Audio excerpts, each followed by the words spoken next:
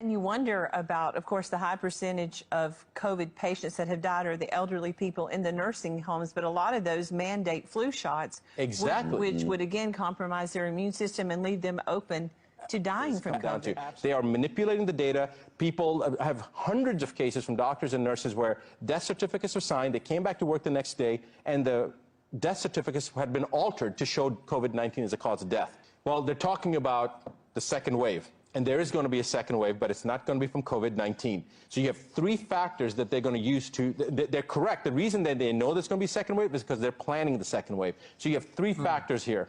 First factor is that when a person is wearing a face mask, they are breathing in their own carbon dioxide, they're becoming hypoxic, they're reducing oxygen, they're stressing their body out because they got to suck oxygen in. It stresses me out. I want to wear one. It's but terrible. that's emotionally stressing out. We haven't even gotten there yet. We're just talking about the physiological stress of trying to suck oxygen through a mask. Okay, that's the first thing.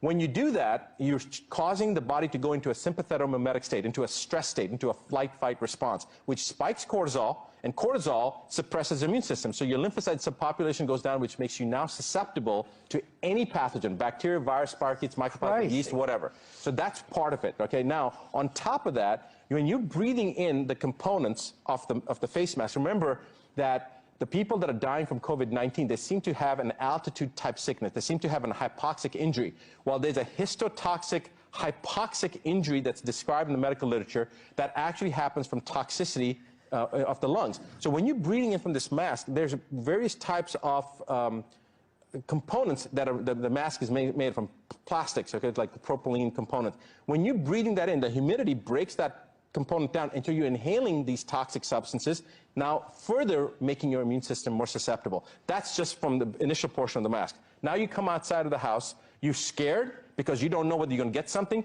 you're financially distraught, you're emotionally distraught. They've been keeping us away from our social circles, not from our families. So when you come out, your immune system's already susceptible to getting anything. That's the first factor. Now on top of that, you've got the technology that's being rolled out, the 5G. Has nothing to do with COVID, but 5G has a tremendous impact on the immune system.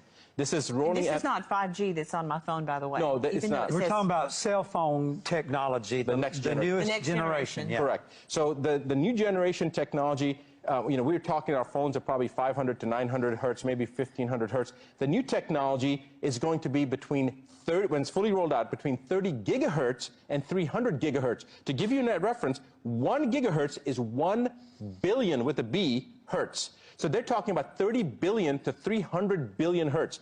And the science, the literature, over 2,000 peer-reviewed studies have been done showing that at 1.8 gigahertz, remember, they're rolling out 30 to 300, at 1.8 gigahertz, cancers of the heart, which is very rare, cancers of the brain, cancers of the adrenal system, other types of neurological implications start to become exponential. You're holding that phone right up there to your head. You don't even have to hold the phone. It's not even the phone. It's just the tower. What's in the airwaves. Exactly. Okay, let's go back to that mask. Marcus, if I can just finish this last part.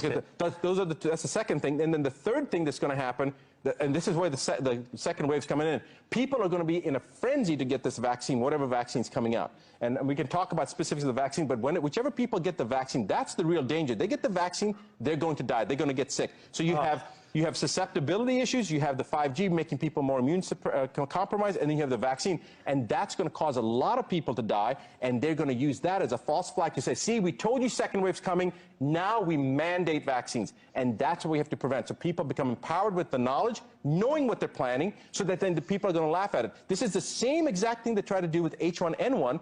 10 years ago, President Obama, if you remember, said that 20% of the population, 60 million Americans were going to die. Do you know why they didn't die? Because people refused to take the H1N1. And people take this, whatever vaccine is coming out, we are going to have mass deaths. And what happened at a hospital there in L.A.? Was it the Martin Luther King Hospital? So you've been watching this. Okay, so that's great. Thank you, Joni, for asking me that. So in 2010, when the H1N1 came out, I did some similar videos, and they went out, and again, people were talking about H1. I remember people laughing about H1N1, saying this is ridiculous. Germany, they had 98% of the population was going to get paid for. The government's going to pay. People refused en masse.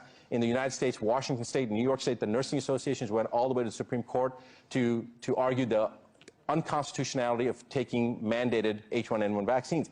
So in There was a story that broke in Martin Luther King Hospital. There were 64 people that died of H1N1, and the media wasn't covering it. And the Los Angeles Times picked up the story and started making a big deal about it, and then all of a sudden, it shut down. Nobody was covering it. I even went into the archive websites, and there was no mention of the story. I happen to have a friend who was in the Department of Surgery at that time at Martin Luther King. This was like 11 years ago. This is in California, This is in California, right? I called him. And I said, that was a bunch of BS, wasn't it? And he said, no, man, all 64 people, they were documented deaths of H1N1. And I was shocked. I was surprised. Like, maybe they're right then. Maybe this is something real. And then he told me, he dropped the bomb on me. He said all 64 had the H1N1 vaccine. That's why they killed the story. Oh, my. So the vaccine killed them.